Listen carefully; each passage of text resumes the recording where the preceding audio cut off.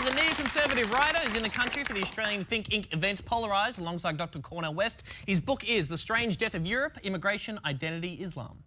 We do have a problem. We have a problem when the failures of Islam throughout the world, the failures of all Islamic societies come here into Britain. Their intolerance of freedom of conscience, their intolerance of apostates, their intolerance of freedom of expression and freedom of speech. Truth is, the great disappointment of the last 14 years has been that civil society has failed, that we can't do the things to the Islamists that we would do, as I referred to the neo-Nazis. Please welcome Douglas Murray, everybody. Hello. Welcome, Douglas. Thanks for coming on the show. I know you're very concerned about Western civilization. This show is technically part of the Western canon. Yeah. Thoughts? Yeah, the decline in a nutshell. Well, that's a show. Thank you so much for being here. I appreciate it very much. I just need to make a disclaimer at the top. Myself and the executive producer of this program, Dan Illich, are involved in your tour with Dr. Cornel West in the country. That was separate to the decision to book you on the show. We haven't been bribed into having a neoconservative on the ABC, but I need to put that out there. If people aren't familiar with your work, what is this strange death of Europe that you refer to? Well, for many years I've travelled as a reporter, as a journalist across the Third World and Middle East, Africa, many of the war zones of these areas, seen many of the places where people are fleeing from. And in 2015, I was reporting from across my continent, across Europe, when people were coming in unprecedented numbers. We were talking about the German population taking in an additional 2% in a single year alone, where basically the German Chancellor said anyone who makes it to Europe can come. And I saw all of this firsthand, and I realized that there was a catastrophe in the making, a catastrophe which I think has already started to unfurl in the years since. I realized this is just a version of a problem that every country is having to think about. And we're very lucky countries, yours and mine. We're countries that people want to come to. And that isn't an easy thing to deal with, because we know that we cannot take in the world, and yet we can't have the conversation about what we can do. And I thought that we need to think about this much more deeply than we are. The political consequences of that decision sort of flowing through Germany and affecting Angela Merkel. Some changes seem to be happening. They're trying to get more agreements with North African countries and looking at trying to return some people to where they came from. Bribed Turkey. Right. Yeah. What do you think is going to happen? Well, we already know some of the consequences. German elections saw a party that's generally described as far-right, the AfD, is now the main party of opposition in the German parliament. Unbelievable social problems, unbelievable problems with freedom of expression. I mean, another data law just came in at the beginning of this year that tries to stop German citizens saying very critical things about their government on social media. And I just, you know, who could predict any problem from, for instance, suppressing the rage of the German people? Who could foresee any downside to that? You know, Not me. Douglas Murray, never failing to deliver, always spot on. His wit, his sarcasm, his breath of fresh air. Whether you agree or disagree with him, he brings his A game every single time here, and here with on the Tom Ballard show as well. And yes, just like he said, who would ever think that nullifying speech and canceling speech and criticism of the government would ever, you know, have anybody say anything, right? Remember the right hand being raised? Heil Hitler. I mean, but this is what's happening across Western Europe. They don't have anything similar to the First Amendment that we are so thankful for, that the Founding Fathers put that into the Constitution. The rights of the individual to speak freely. Yes, with some provisions in that, you know, no incitement to violence, no violence to be occurred. You know, you can't, you know, slander, libel, those kind of things. But all in all, with this mass migration that is happening, as Douglas is talking about, you know, the problems are starting now, but they're going to have to be solved and dealt with not only now, but for future generations to come, especially if you just have mass migration without any type of integration, any type of assimilation, and the ghettoization of these migrant populations when they do come to these Western European countries. We haven't felt that yet in the United States of America because it's not been ghettoized at least from the migrant population. Anyways, this is what we have on tap for you today, folks. You're watching the Dr. Nasir Shaikh Show. I'm your host, Dr. Nasir, where I give you my political prescription from my political perspective of what happens when you get Douglas Murray to sit down in an interview, do a reaction to what he's saying, when all these things are coming together: immigration, social unrest, social media, culture, religion, politics, government, policies, they all come crashed together. Let's get back to more of the interview right now. What do you think should happen now to address this situation? Look, I just, as I say, we have to think about this much more seriously and deeply than we've been thinking about it. A lot of people make a lot of very easy social capital, including a lot of politicians make very easy social capital by basically saying, we're generous, we're open, let them come. They quote John Lennon on quite often. And Leftists, this is just socialists, this is cheap liberals. and too easy, and it's not up to the task in hand. We have to be able to think about the speed of immigration, the type of immigration, type of immigration we do want, and that means the type of immigration that we just don't need more of. These are really ugly and difficult conversations to have, but it's my belief that if we don't have them, other people will have them. And immigration should be based on meritocracy I'm not willing and the to needs hand of the that terrain nation. over. I'm just not willing to do it. That ugliness is certainly something we're wrestling with in this country. We always have with immigration in Australia, and now our population has hit 25 million people. Some people are concerned solely by the numbers of immigration that we have, others by the makeup of that immigration. Some are concerned by both. You talk about how London is a minority white city at the moment. It's currently reached that point. In the future, there are predictions that the UK and America will become minority white countries.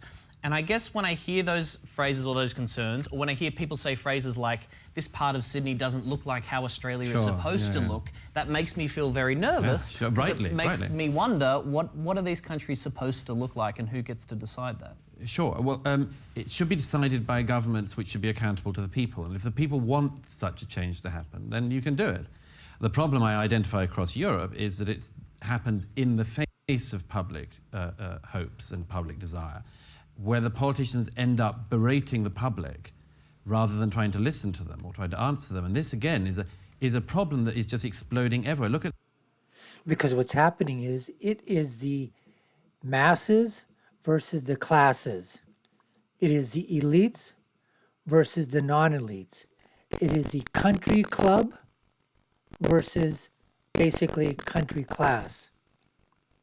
It's flyover country. And as Douglas is rightly pointing out, and this is what's happening in the United States as well, the politicians, which normally, they come from the people. But somehow when they get to the governmental offices, when they get to Washington, D.C., or when they get to 10 Downing Street in London, or when they get to where the capitals are of these countries, they change.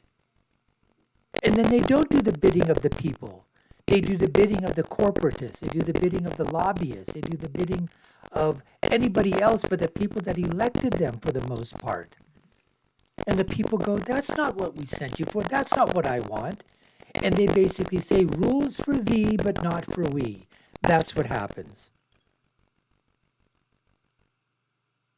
Italy is one of the founding members of the EU. It's a massively important economy in Europe.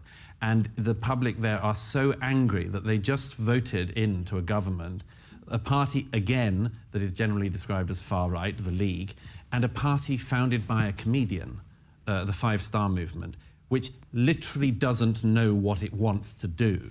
It is a protest vote that has become government, okay? I mean, you can say all sorts of things and make a lot of jokes about Italian politics, but it literally being run by comedians is Sounds fucking awesome, I gotta say. you should look into this as a career move. Would anyone vote for me?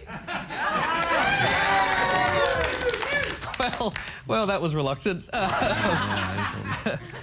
What about the way these conversations and the way they affect immigrants who are already here? We could close the borders tomorrow and let nobody in left. There is a huge immigrant population in Australia. The phrase, a country built by immigrants is regularly used since the White Australia policy thing, since we wrapped that up. It depends what you mean by immigrants in Australia. I mean, sure. What do you mean when you say that?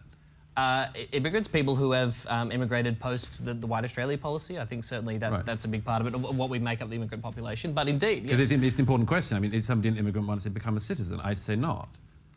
They cease to be an immigrant. They cease to be an immigrant. Once you're a citizen, you're not an immigrant anymore. Right. You're an Australian. Yeah. Well, there are plenty of citizens, people who are born and raised from, say, the Sudanese community in Australia. There's a lot of focus on that particular immigrant community in Melbourne at the moment. Because of the home invasion. There are some issues surrounding the overrepresentation of that community in crime statistics. This video went a little bit viral on Vice Australia last week. This is some Sudanese youth recounting some of the feedback and some of the conversation that's happening online at the moment when it comes to their community. What more do you want? You people in Canberra, this is our country. Please send them back. They don't deserve to be here, and they are used to fighting and destroying other people's businesses, lives, and homes. For God's sake, can't you see what is happening? We will be taken over by them, and that is for sure. You are a bunch of idiots if you don't see this happening. I say concealed firearms should be considered in Australia. If they're that much of a danger, they should be shot. I mean, how do we have this conversation without that kind of shit happening? Well, look, that's just a risk you're going to have to take, isn't it? Because the alternative is you shut everyone up, which isn't going to work. You're not going to be able to tell people don't speak about things, because they may not speak about things, but they'll keep thinking things. And it's much better that you know what they're thinking than that everyone hides it from you. It's going to be a lot better in the long term. But this points exactly to the center of a conundrum, which is there are specific issues that specific communities bring, undoubtedly. There are specific benefits that the communities bring, undoubtedly, and specific downsides. One thing which I've seen this throughout Europe.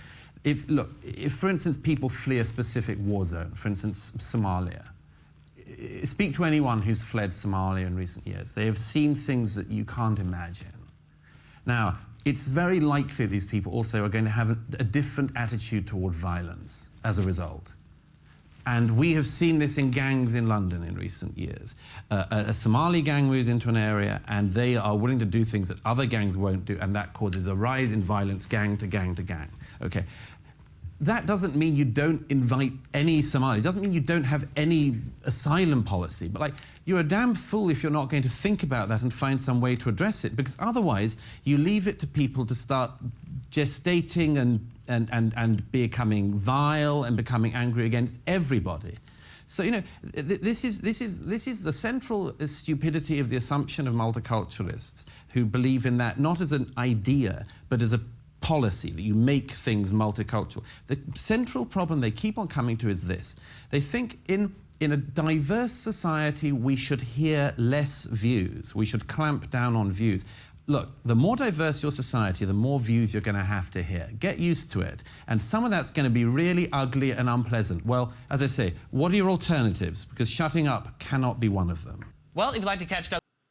Well, like Douglas Murray was saying there, governments, people, they're going to have to come up and decide what type of policy they want, what type of immigration policy do they want, who do they want, where do they want them from, how many do they want, what's going to constitute giving a group asylum status, what's going to constitute giving a group migrant status. How are you going to do it? The problem is these politicians end up making up these policies without the consent, or in many cases against the will of the people. People are good by nature, and they say, yeah, okay, we can take all right, you know what, something's going on. Okay, how can we help? But we can't do it to the detriment of our own nation, or detriment to an entire, to entire country, to entire population. You're going to import the good stuff that's coming with immigrants. You're also going to import the problems and troubles that are coming with that migrant population. The less educated, the less, in terms of economic stability that they have, the greater your problems are going to be. I would dare say, I'm not going out on a limb here, but let's say, for example, you decided to have a policy where you said that we need doctors, nurses, and engineers. And we are going to pick from the brightest and the best from other countries that wish to come here, have a lottery system. And you say we're going to have from country A, let's say it's in the Mideast, another one from Africa, another one from Asia, another one from, let's say Latin America. And so minorities, people of color, according to Central, white Central Europe, white or, European Western democracies, or the United States or Australia. and you decide to say that, and how many of those people do you think when they come here are going to bring a lot of they're going to bring their baggage, whatever baggage there is, but they're going to probably have a lot less baggage coming over than those people that are coming that are economically disadvantaged, that are illiterate, not well educated. What type of jobs, how will they contribute to society? Will they be a burden on the social structure, on the social fabric, on the the social needs, the medical needs, schooling? How are they going to affect all of that? These are the questions that have to come. These are the questions that Douglas is asking. This whole thing about multiculturalism, multi-globalism, everybody is perfectly fine, let them all come. Yeah, they come, but then the problems arise, and you don't deal with the problems. Anyways, folks, we appreciate you taking the time to watch. You've been watching the Dr. Nasir Shaikh Show. I've been your host. My name is Dr. Nasir. If you've been done so already, subscribe to the channel, like, share, and follow. You all know what to do. Check out our video links above and below. Put your comments. Love to share those with us. Let's hear from you out there. My final thought is always, when you're right, you're right. And when you're left, you're wrong. Until next time, folks, take care and stay safe.